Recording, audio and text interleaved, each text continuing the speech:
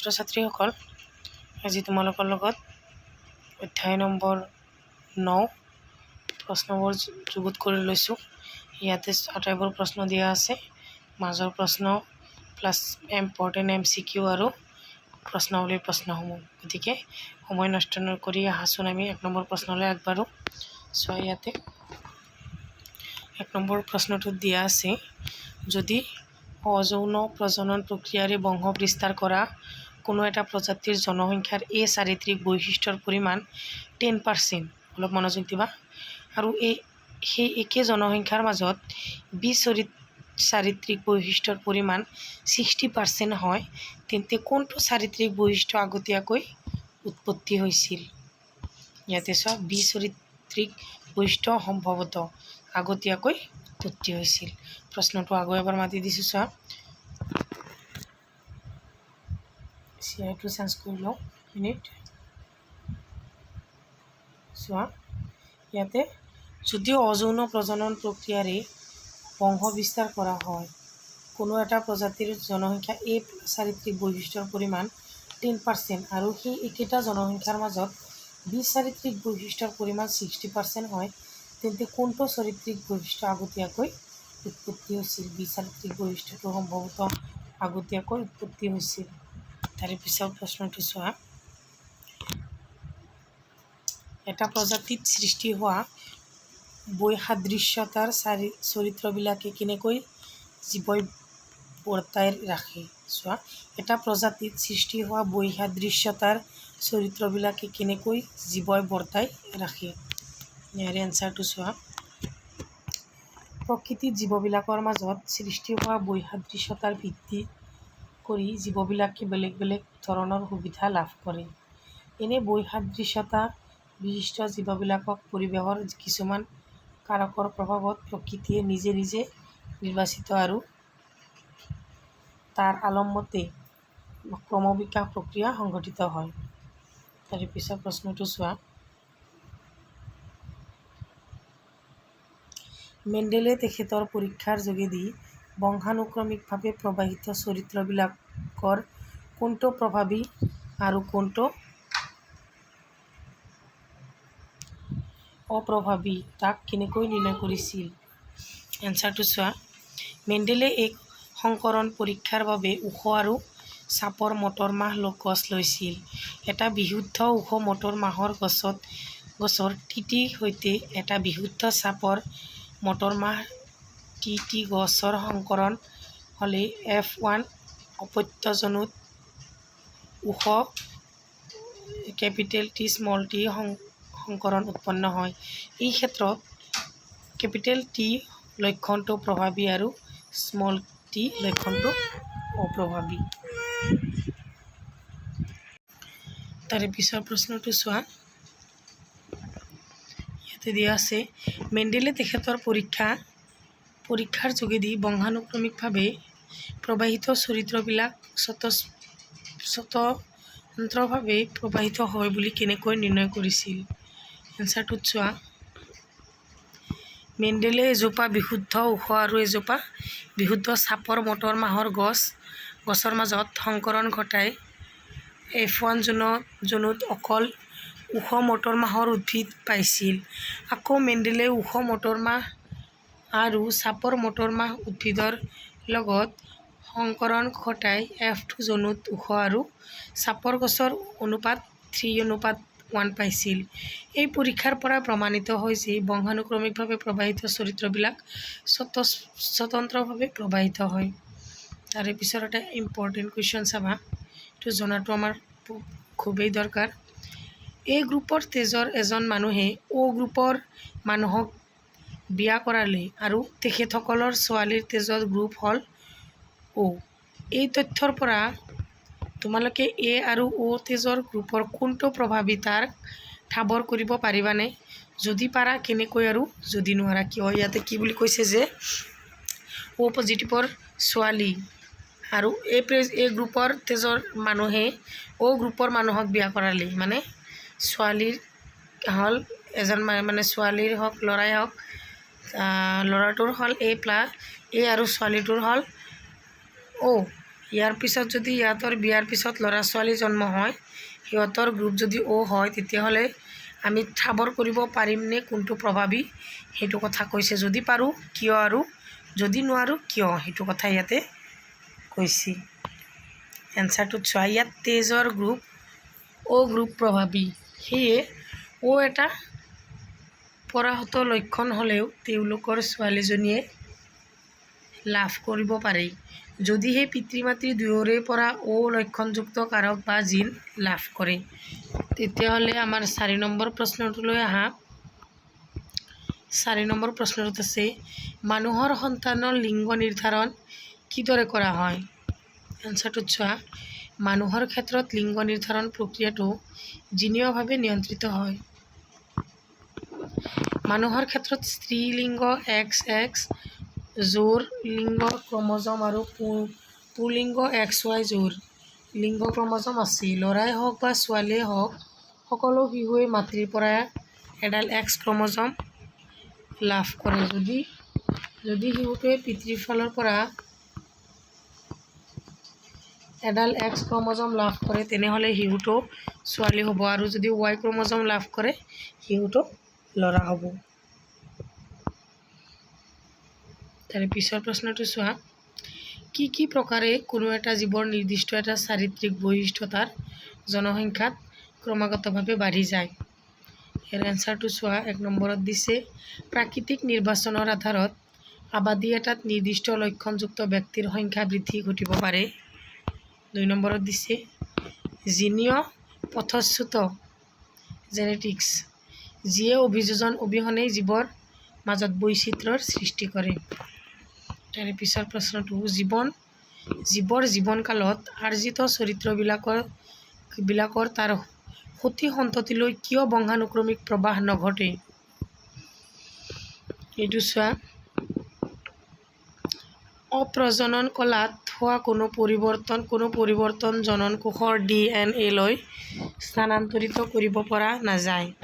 সেয়ে এজন ব্যক্তিৰ জীৱনকালত ঘটা অভিজ্ঞতাবোৰ তেওঁৰ অপত্যলৈ সঞ্চাৰিত কৰিব পৰা নাযায়, আৰু সেয়ে আৰ্জিত চৰিত্ৰবোৰ উত্তৰাধিকাৰী সূত্ৰে লাভ কৰিব নোৱাৰি। বুজি পাইছানে এতিয়া? 3 নম্বৰ প্ৰশ্নটো চোৱা,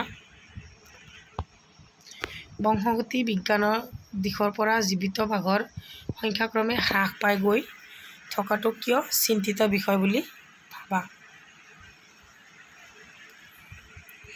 এনচাৰটোত চোৱা, বাঘৰ সংখ্যা হ্ৰাস পোৱাটো বংশগতি বিজ্ঞানৰ দিশত এক উদ্বিগ্নৰ সৃষ্টি কৰিছে। যদি বাঘৰ সংখ্যা এনেকৈয়ে হ্ৰাস পাই থাকে, এটা সময়ত এই প্ৰজাতিৰ জিন চিৰদিনৰ বাবে শেষ হৈ যাব। এই জিনৰ অভাৱত এই প্ৰজাতিৰ প্ৰাণী পৃথিৱীৰ পৰা বিলুপ্ত ঘটিব। প্ৰশ্নাৱলী 1ত চোৱা, তোমালোকে কিতাপখন লগত লৈ ল'বা, প্ৰশ্নবিলাক মিলাই কিনে লিখি ল'বা। আটাইবোৰ প্ৰশ্নই তোমালোকে এনচাৰ হওক বহীত উঠাই ল'বা। 1 নম্বৰটোত চোৱা, নতুন এটা প্ৰজাতিৰ উৎপত্তিৰ কাৰণে কি উপাদানে অৰিহণা যোগায়? এটা হৈছে প্ৰাকৃতিক নিৰ্বাচন, আৰু 2 নম্বৰ হৈছে জিনীয় পথচ্যুতা।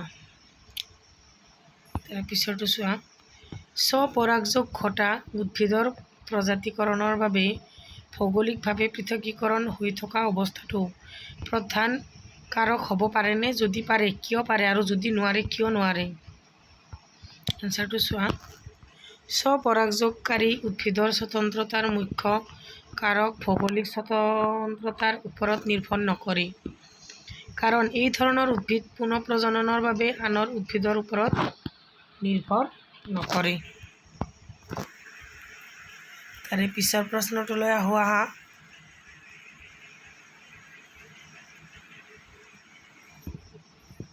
অযৌন প্ৰক্ৰিয়াৰে বংশ বিস্তাৰ কৰা জীৱৰ মাজত প্ৰজাতিকৰণৰ বাবে ভৌগোলিকভাৱে পৃথকীকৰণ হৈ থকা অৱস্থাত প্ৰধান কাৰক হ'ব পাৰেনে? যদি পাৰে কিয় পাৰে, আৰু যদি নোৱাৰে কিয় নোৱাৰে? প্ৰধান কাৰক হ'ব নোৱাৰে, কিয়নো অযৌন প্ৰজনন প্ৰক্ৰিয়াৰে বংশ বিস্তাৰ কৰা জীৱ আন জীৱৰ ওপৰত নিৰ্ভৰ নকৰে, কাৰণ এই প্ৰক্ৰিয়াত দুটা পুংলিংগ আৰু স্ত্ৰীলিংগ স্বতন্ত্ৰজনৰ আৱশ্যকতা নাথাকে। তাৰে পিছৰ প্ৰশ্নটো চোৱা, স্বপৰাগযোগ ঘটা উদ্ভিদৰ প্ৰজাতিকৰণৰ বাবে ভৌগোলিকভাৱে পৃথকীকৰণ হৈ থকা অৱস্থাটো প্ৰধান কাৰণ হ'ব পাৰেনে? যদি পাৰে কিয়, আৰু যদি নোৱাৰে কিয় নোৱাৰে? এইটো চোৱা, স্বপৰাগযোগকাৰী উদ্ভিদৰ স্বতন্ত্ৰতাৰ মুখ্য কাৰক ভৌগোলিক স্বতন্ত্ৰতাৰ ওপৰত নিৰ্ভৰ নকৰে, কাৰণ এই ধৰণৰ উদ্ভিদ পুনঃ প্ৰজননৰ বাবে আন উদ্ভিদৰ ওপৰত নিৰ্ভৰ নকৰে। তাৰে পিছত চোৱা, অযৌন প্ৰক্ৰিয়াৰে বংশ বিস্তাৰ কৰা জীৱৰ মাজত প্ৰজাতিকৰণৰ বাবে ভৌগোলিকভাৱে পৃথকীকৰণ হৈ থকা অৱস্থাত প্ৰধান কাৰক হ'ব পাৰেনে?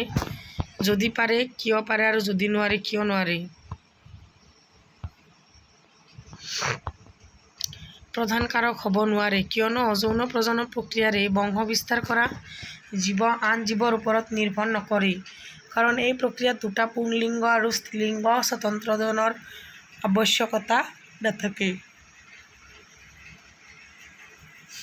দুটা প্ৰজাতিৰ মাজত বিৱৰ্তন সম্পৰ্ক স্থাপন কৰিবলৈ ব্যৱহাৰ হোৱা চাৰিত্ৰিক বৈশিষ্ট্য এটাৰ উদাহৰণ দিয়া। ইয়াতে কি কৈছে যে দুটা প্ৰজাতিৰ মাজত আমাৰ যি বিৱৰ্তনৰ সম্পৰ্ক স্থাপন কৰিবলৈ যিটো চাৰিত্ৰিক বৈশিষ্ট্য ব্যৱহাৰ কৰা হয়, সেইটোৰ উদাহৰণসহ দিব দিছে। চোৱা, প্ৰজননৰ সময়ত জীৱৰ DNA অণুৰ পৰিৱৰ্তনেই হ'ল পৰিৱৰ্তনৰ মূল ভেটি। পৰিৱৰ্তনৰ মূল ভেটি কি? যে DNA অণুৰ পৰিৱৰ্তনেই হ'ল বিৱৰ্তনৰ মূল ভেটি। জীৱৰ বেলেগ বেলেগ প্ৰজাতিসমূহ DNA সমূহ তুলনা কৰিলে এই প্ৰজাতিসমূহৰ DNA কেনেকৈ পৰিৱৰ্তিত হৈ আহিছে তাক ঠাৱৰ কৰিব পৰা যায়। এই পদ্ধতিৰ দ্বাৰাই জীৱৰ প্ৰজাতিসমূহৰ বিৱৰ্তনিক সম্বন্ধ স্থাপন কৰিব পৰা যায়। বুজি পাইছা? এতিয়া 2 নম্বৰ প্ৰশ্নটো চোৱা, পখিলাৰ পাখি আৰু বাদুলিৰ ডেউকা সমসংস্থ অংগ বুলি ক'ব পাৰিনে? যদি পাৰি কিয় পাৰি, আৰু যদি নোৱাৰি কিয় নোৱাৰি? এইটো অলপ ইম্পৰ্টেণ্ট প্ৰশ্ন।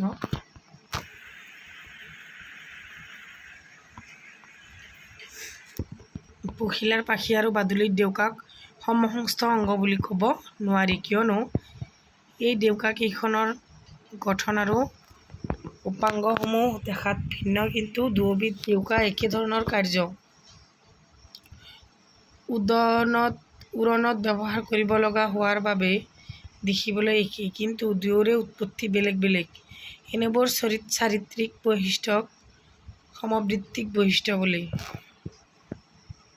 তাৰে পিছৰ প্ৰশ্নটো চোৱা, জীৱাশ্মসমূহ কি? বিৱৰ্তন সম্পৰ্কে জীৱাশ্মসমূহে আমাক কি কয়? ইম্পৰ্টেণ্ট কুৱেশ্যন দেই।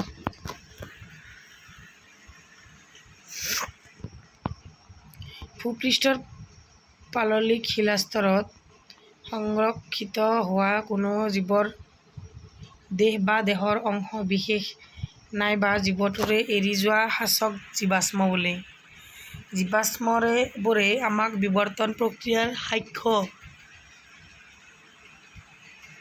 কি বুলি কৈছে? জীৱাশ্মবোৰে আমাক বিৱৰ্তনী প্ৰক্ৰিয়াৰ সাক্ষ্য দিয়ে। যদি আমি পৃথিৱীৰ গভীৰলৈ খনন কৰি যাওঁ, তেনেহ'লে এই ধাৰণা কৰাটো যুক্তিগত হ'ব যে পৃথিৱীৰ বেছি গভীৰ স্তৰত পোৱা জীৱাশ্মসমূহ তুলনাত পৃথিৱীৰ ওচৰতে পোৱা জীৱাশ্মসমূহৰ বেছি নতুন। এনেদৰে ধাৰণা কৰিব পাৰি যে আদিমতম সৰল দৈহিক গঠনযুক্ত জীৱাশ্মসমূহৰ পৰিৱৰ্তন ঘটিয়েই পৰৱৰ্তী কালৰ জটিল দৈহিক গঠনযুক্ত জীৱসমূহৰ সৃষ্টি হয়। তাৰে পিছৰ প্ৰশ্নটো চোৱা,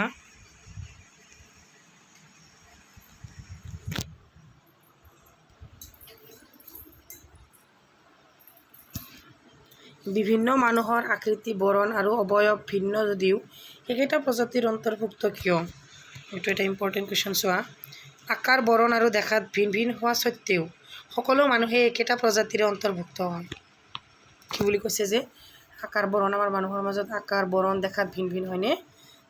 হোৱা সত্ত্বেও মানুহে একেটা প্ৰজাতিৰ অন্তৰ্ভুক্ত, কাৰণ মানৱ বিৱৰ্তনৰ অধ্যয়নত ব্যৱহৃত কোনো বৈজ্ঞানিক পদ্ধতিৰে মানৱৰ বিৱৰ্তনৰ প্ৰমাণ নিদিয়ে। আনহাতে পৃথিৱীৰ যিকোনো বিপৰীত লিংগৰ দুগৰাকী মানুহৰ মাজত প্ৰজনন সম্ভৱপৰ হোৱা কথাটোৱে প্ৰমাণ কৰে যে সকলো মানুহে একেটা মাথো মানৱ প্ৰজাতিৰ অন্তৰ্ভুক্ত। তাৰে পিছৰ প্ৰশ্নটো চোৱা।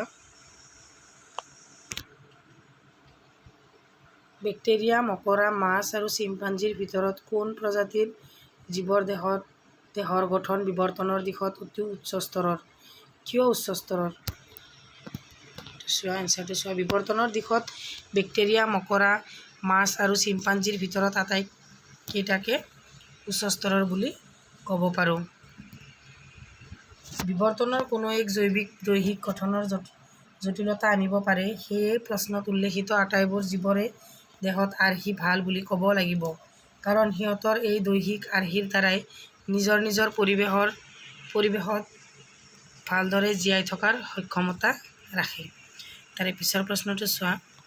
মেণ্ডেলৰ পৰীক্ষা মতে মটৰ মাহৰ ওখ গছৰ সৈতে বেঙুনীয়া ফুল আৰু চাপৰ গছৰ সৈতে বগা ফুল এই দুইজোপা মাজত সংকৰণ ঘটোৱা হ'ল। উৎপাদিত গছবোৰ বেঙুনীয়া ফুল হ'ল যদিও আধা সংখ্যক মটৰ মাহৰ গছৰ চাপ হ'ল। ইয়াৰ অভ্যাসত পৰিণত পুৰুষৰ মটৰ মাহ গছ জোপাৰ তলৰ কোনটো জিনীয় সংযুক্তি বৰ্ণনা কৰিব পৰা হ'ব? এইটো এটা MCQ চোৱা। এইটো আমাৰ অপশ্যনটো চোৱা। এইটোত দিয়া আছে TTWW। গোটেইকেইটা কেপিটেল এতিয়া আছে কেপিটেল TT আৰু স্মল WW তেনেকৈ বনোৱা আছে। ইয়াৰে ৰাইট এনচাৰটো হ'ব অপশ্যন চি। তাৰে পিছৰটো চোৱা। সমসংস্থ অংগৰ এটা উদাহৰণ হ'ল আমাৰ 1 নম্বৰত দিয়া আছে আমাৰ বাহু আৰু কুকুৰৰ আগঠেং, 2 নম্বৰত দিয়া আছে আমাৰ দাঁত আৰু হাতীৰ দাঁত, 3 নম্বৰত দিয়া আছে আলু আৰু ঘাঁহৰ শিপা আৰু 4 নম্বৰত দিয়া আছে ওপৰৰ আটাইকেইটা শুদ্ধ। গতিকে ইয়াৰে আমাৰ 2 নম্বৰ অপশ্যনটো হ'ব আটাইকেইটা শুদ্ধ। তাৰে পিছত প্ৰশ্নটো চোৱা। বিৱৰ্তনৰ লগত তলৰ কোনটো সাধাৰণভাৱে জড়িত? অপশ্যন এত দিয়া আছে এজন চীনা স্কুলীয়া ছাত্ৰ, 2 নম্বৰত দিয়া আছে এটা চিম্পাঞ্জী, 3 নম্বৰত দিয়া আছে এটা মকৰা আৰু 4 নম্বৰত দিয়া আছে এটা বেক্টেৰিয়া। গতিকে ইয়াৰ শুদ্ধ এনচাৰটো হ'ব অপশ্যন বি এটা চিম্পাঞ্জী। তাৰে পিছৰ প্ৰশ্নটো চোৱা। 4 নম্বৰ প্ৰশ্নটো। এটা অধ্যয়নৰ পৰা দেখা গ'ল যে পাতল বৰণৰ চকুৰ ল'ৰা ছোৱালীৰ মাক দেউতাকৰ চকুৰ বৰণো পাতল ৰঙৰ হয়। ইয়াৰ ভিত্তিত চকুৰ পাতল ৰংটো প্ৰভাৱী নে অপ্ৰভাৱী চৰিত্ৰৰ সেইবিলাকৰ বিষয়ে মত দিব পাৰিবানে? যদি পাৰি কিয় আৰু যদি নোৱাৰি কিয়? চকুৰ পাতল ৰংটো প্ৰভাৱী চৰিত্ৰ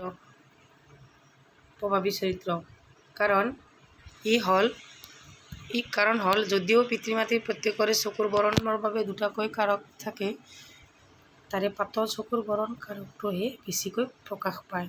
চকুৰ আন বৰণসমূহ নিশ্চয় অপ্ৰভাৱী লক্ষণ হ'ব, কাৰণ সেইবোৰ লক্ষণ পিতৃ মাতৃ উভয়ৰে দেশত থাকিলেও সিহঁতে সততে প্ৰকাশ নাপায়। 5 নম্বৰটো চোৱা। বিৱৰ্তন আৰু শ্ৰেণী বিভাজনৰ অধ্যয়ন কেনেকৈ পৰস্পৰৰ লগত সংযোগ হৈ আছে? এনচাৰটো চোৱা। বিৱৰ্তন আৰু শ্ৰেণী বিভাজন অধ্যয়নৰ ক্ষেত্ৰ দুখনৰ পৰস্পৰ সংযোজিত, কাৰণ প্ৰজাতিবোৰৰ শ্ৰেণী বিভাজন সিহঁতৰ বিৱৰ্তনীয় সম্পৰ্কৰ এক প্ৰতিফলনহে মাথোন। বিৱৰ্তনীৰ সময়ত আৰম্ভণিতে কোনো এটা জীৱৰ প্ৰজাতিৰ পৰাই বৰ্তমানৰ সমস্ত জীৱজগতৰ সৃষ্টি হয়। তাৰে পিছত 6 নম্বৰ প্ৰশ্নটো চোৱা। উদাহৰণ সহ সমসংস্থ আৰু সমভিত্তিক অংগৰ বিষয়ে ব্যাখ্যা কৰা। এইটো ইম্পৰ্টেণ্ট কুৱেশ্যন চোৱা। যিবিলাক অংগ উৎপত্তি আৰু মৌলিক গঠনৰ ফালৰ পৰা বেলেগ বেলেগ কিন্তু কাৰ্যৰ ফালৰ পৰা একে, তেনে অংগক সমভিত্তিক অংগ বোলে। যেনে বাদুলিৰ ডেউকা। কি বুলি কৈছে যে যিবিলাক অংগ উৎপত্তি আৰু মৌলিক গঠনৰ ফালৰ পৰা একে নহয়, বেলেগ বেলেগ কিন্তু কাৰ্যৰ ফালৰ পৰা একে, তেনে অংগক সমভিত্তিক অংগ বোলে। যেনে বাদুলি। আকৌ যিবিলাক অংগৰ উৎপত্তি আৰু মৌলিক গঠনবোৰ ফালৰ পৰা একে কিন্তু কাৰ্যৰ ফালৰ পৰা বেলেগ বেলেগ অংগক সমসংস্থ অংগ বোলে। যেনে জেঠী, ভেকুলী আদিৰ ঠেং। 7 নম্বৰ প্ৰশ্নটো চোৱা। কুকুৰৰ ৰংবিলাক প্ৰভাৱী চৰিত্ৰ বিচাৰি উলিওৱাৰ প্ৰতি লক্ষ্য ৰাখি এটা প্ৰকল্পৰ পৰিকল্পনা কৰা। কুকুৰৰ ৰংবিলাকৰ প্ৰভাৱী চৰিত্ৰ বিচাৰি উলিওৱাৰ ৰংবিলাকৰ প্ৰভাৱী চৰিত্ৰ বিচাৰি উলিওৱাৰ প্ৰতি লক্ষ্য ৰাখি এটা প্ৰকল্পৰ পৰিকল্পনা কৰা। প্ৰভাৱী সূত্ৰমতে জীৱৰ কোনো লক্ষণৰ বাবে থকা বিপৰীতধৰ্মী লক্ষণযুক্ত সংযুক্ত দুটা জীৱৰ মাজত সংকৰণ ঘটালে প্ৰথম অপত্য যৌৱনত পিতৃ মাতৃৰ দুটা লক্ষণৰ মাত্ৰ এটাহে প্ৰকাশ পায়। অৰ্থাৎ এটা কলা বৰণৰ কুকুৰৰ লগত বগা বৰণৰ কুকুৰৰ প্ৰজনন ঘটিলে যদি কলা কুকুৰ আদি পুৰুষ হয়, তেতিয়া কলা বৰণৰ কুকুৰটো প্ৰভাৱী হয়। তাৰ পিছৰ প্ৰশ্নটো চোৱা।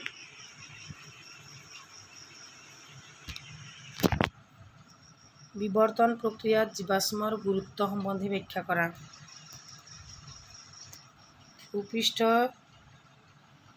ভূপৃষ্ঠৰ পাললিক শিলাস্তৰত সংৰক্ষিত হোৱা কোনো জীৱৰ দেহ বা দেহৰ অংগ বিশেষ নাইবা জীৱটোৱে এৰি যোৱা সাঁচক জীৱাশ্ম বোলে।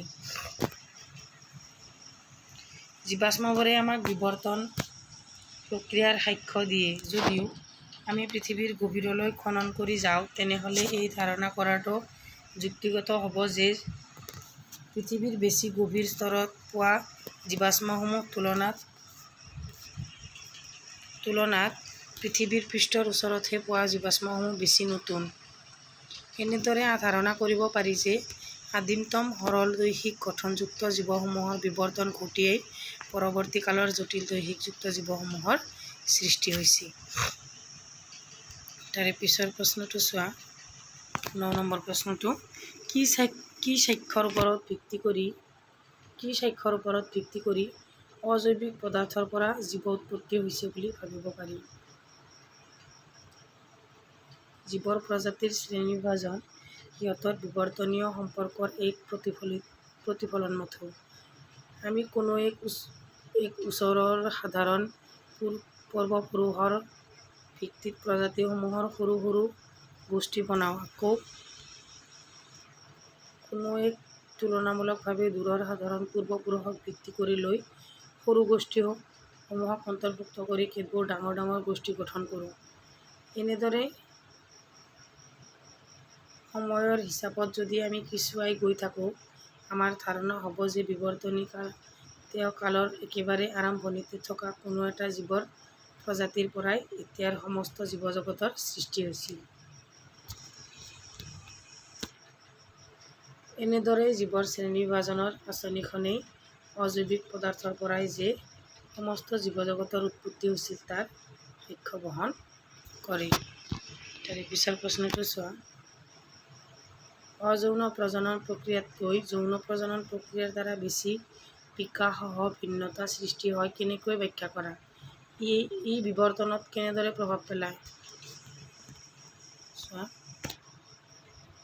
অযৌন প্ৰজননৰ তুলনাত যৌন প্ৰজননে বেছি কাৰ্যক্ষম প্ৰকাৰণৰ সৃষ্টি কৰে। কাৰণ যৌন প্ৰজননত দুজন ভিন্ন ব্যক্তি জড়িত হৈ থাকে। সেয়ে এনে দুজন ব্যক্তিৰ জননকোষ দুটা যেতিয়া যোজিত হয়, তেতিয়া দুটা ভিন্ন শৈলীৰ প্ৰকৰণৰ সংমিশ্ৰণ ঘটে। এনেকৈ অযৌন প্ৰজনন প্ৰক্ৰিয়াতকৈ যৌন প্ৰজনন প্ৰক্ৰিয়াৰ দ্বাৰা বেছি বিকাশসহ ভিন্নতাৰ সৃষ্টি হয়। এতিয়া বুজি পাইছা? চোৱা, পেৰেগ্ৰাফ চেঞ্জ কৰি লিখিবা। জীৱৰ বিবৰ্তনত যৌন প্ৰজননে প্ৰভাৱ পেলায় কাৰণ যৌন প্ৰজননে অপত্য জীৱৰ সৃষ্টি কৰে। অপত্য জীৱত প্ৰকৰণৰ সৃষ্টি কৰে।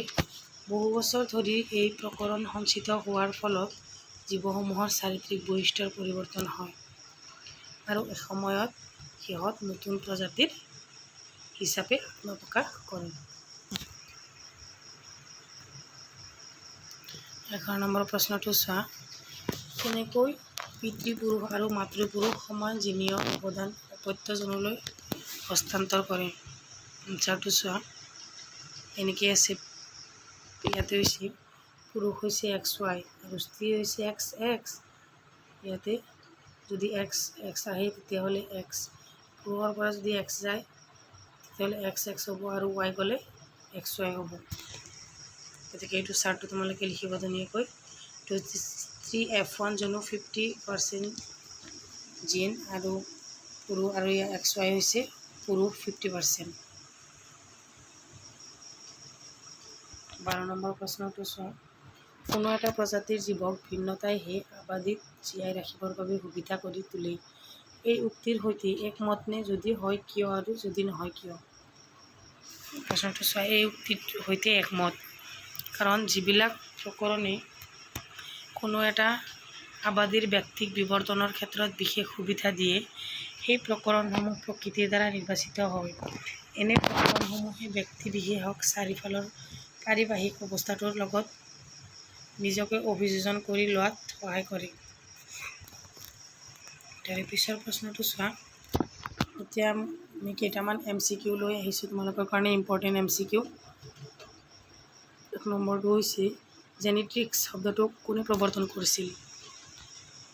Important question. অপশ্যন এত দিয়া আছে ডি ড্ৰিটছ, মেণ্ডেল, বেটিছন আৰু চুটন। ইয়াৰে শুদ্ধ আনচাৰটো হ'ব বেটিছন। 2 নম্বৰ কুৱেশ্যনটো হৈছে আনুষংগিক বিজ্ঞানৰ জনক কোন? কাক বোলে? জনক কাক বোলে? ইয়াতে চোৱা, ৱাটছন, বেটিছন, ফ্লেমিং আৰু মেণ্ডেল। ইয়াৰে শুদ্ধ আনচাৰটো হ'ব মেণ্ডেল। এইটো আমি সকলোৱে জানো, নহয়নে? তাৰে পিছতো চোৱা, তলৰ কোনটোত আনুবংশিক পদাৰ্থ বিনিময় ঘটে? ইয়াৰ অপশ্যনটো এটোত দিয়া আছে আংগিক বিস্তাৰণ, বিত দিয়া আছে অযৌন প্ৰজনন, চিত দিয়া আছে যৌন প্ৰজনন আৰু ডিত দিয়া আছে মুকুলোদ্গম। ইয়াৰ শুদ্ধ আনচাৰটো হ'ব অপশ্যন চি, যৌন প্ৰজনন। তাৰে পিছৰ প্ৰশ্নটো চোৱা। কোষৰ কেপিটেল টি আৰু চাপৰ স্মল টি মটৰ মাহৰ সৈতে সংকৰণ ঘটালে সকলোবোৰ অপত্য উদ্ভিদ ওখ হয়, কাৰণ চাপৰ প্ৰভাৱী চৰিত্ৰ, ওখটো প্ৰভাৱী চৰিত্ৰ, ওখটো অপ্ৰভাৱী চৰিত্ৰ, আৰু টি আৰু কেপিটেল টি আৰু স্মল টিৰ দ্বাৰা মটৰ মাহৰ ওখটো নিয়ন্ত্ৰিত হয়। ইয়াৰ শুদ্ধ আনচাৰটো হ'ব অপশ্যন বি, ওখটো প্ৰভাৱী চৰিত্ৰ। তাৰে পিছৰটো চোৱা।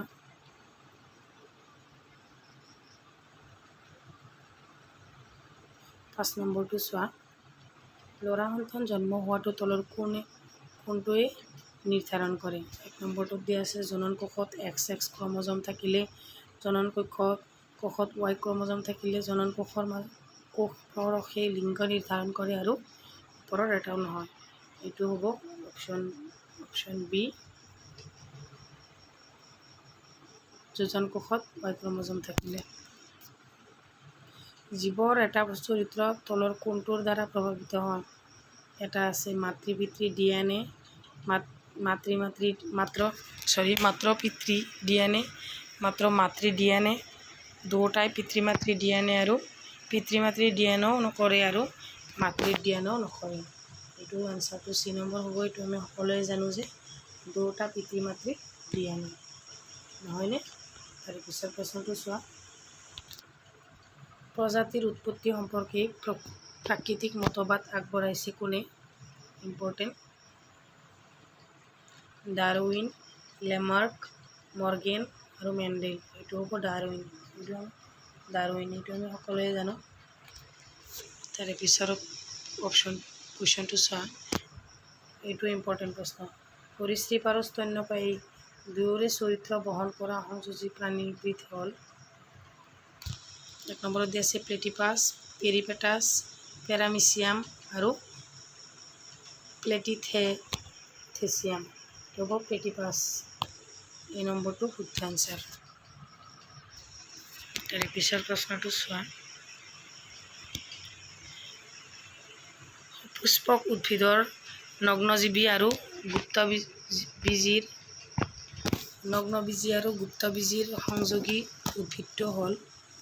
1 নম্বৰত দিয়া আছে কলচী উদ্ভিদ, 2 নম্বৰত দিয়া আছে নেটাম, 3 নম্বৰত দিয়া আছে মন'ট্ৰাপা আৰু 4 নম্বৰত দিয়া আছে পাইন। এইটো হ'ব বি নম্বৰ, নেটাম। তাৰে পিছৰ প্ৰশ্নটো চোৱা। মানৱ শৰীৰৰ কোনটো লুপ্তপ্ৰায়ী অংগ? Important question. পুচ্ছ অস্থি, ভৰিৰ আঙুলি, কিডনী আৰু মস্তিষ্ক। এইটো হ'ব অপশ্যন এ, পুচ্ছ অস্থি। 11 নম্বৰ প্ৰশ্নটো চোৱা।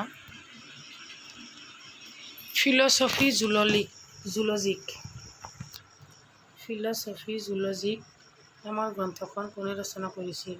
ইম্পৰ্টেণ্ট। মিলাৰ, ডাৰউইন, লেমাৰ্ক আৰু হেনছল। এইটো এনচাৰটো হ'ব চি নম্বৰ লেমাৰ্ক। তাৰে পিছৰ প্ৰশ্নটো চোৱা।